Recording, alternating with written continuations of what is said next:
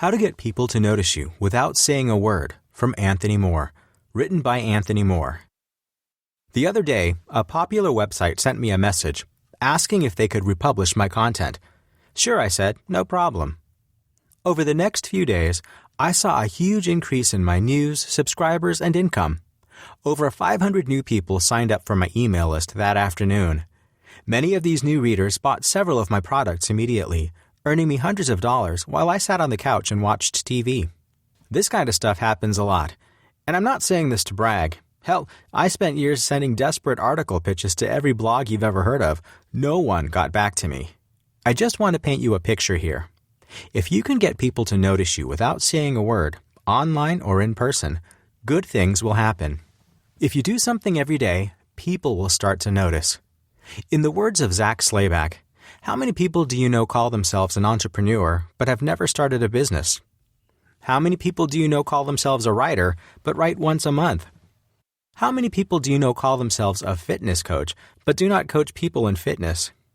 How many people do you know who call themselves an artist but never create art? Are you one of these people? If you do something every day, people will start to notice. If you do something well every day, a lot of people notice, but let's learn to crawl before we walk. The truth is, most people aren't that consistent. Most people start something, stick with it for a while, then miss a few days, and then a few more, and next thing you know, they've gone back to their old behaviors. But if you're consistent, people will start to notice.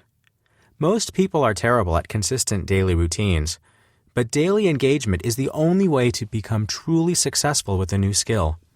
For every day you keep going, hundreds of others quit.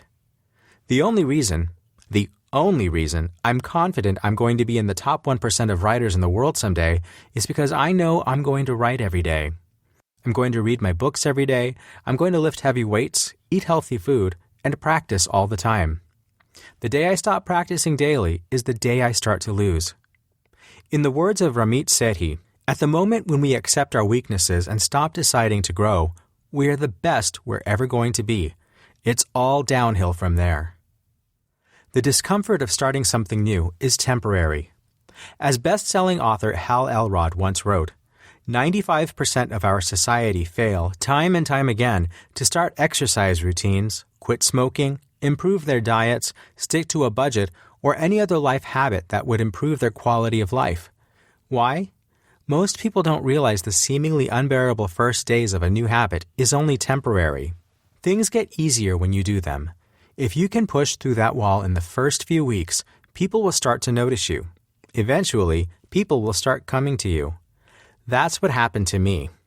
I spent years reaching out to blogs and podcasts and authors, practically begging them to work with me. No one ever responded.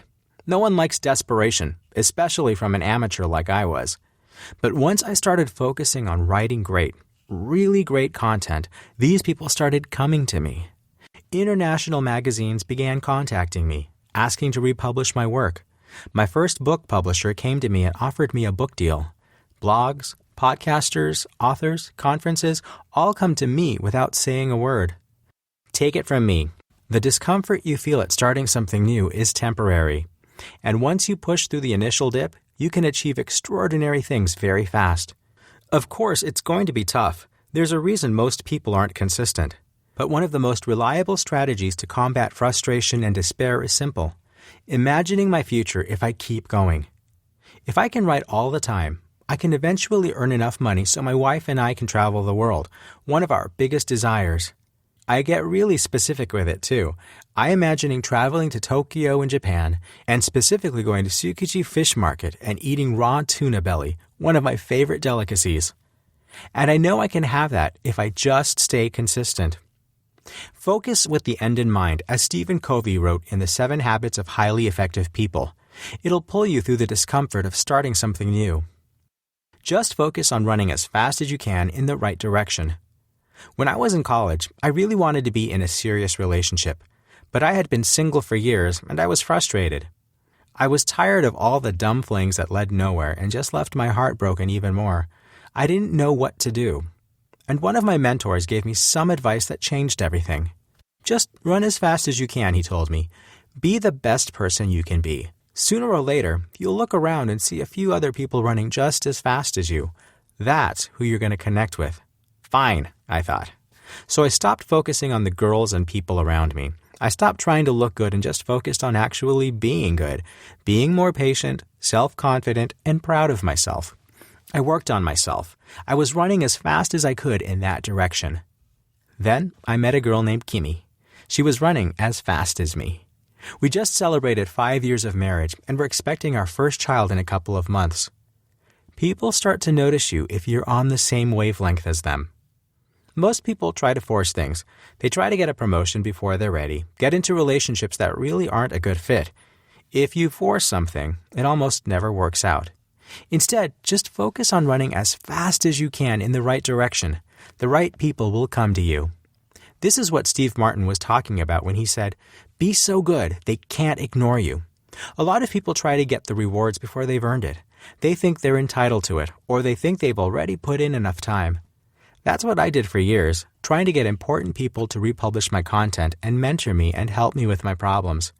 That never worked, but as soon as I started working on myself and running as fast as I could in the right direction, these people started coming to me.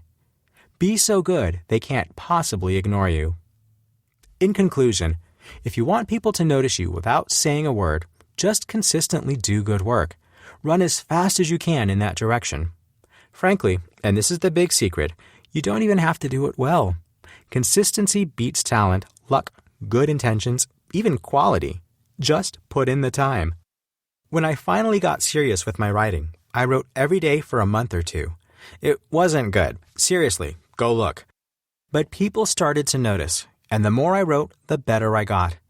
As Ray Bradbury once said, "You can't write 52 bad short stories in a row." The problem is when people hit the wall that always comes around week 2 or 3, just like the other students in my online course, just like gyms in the first weeks of January.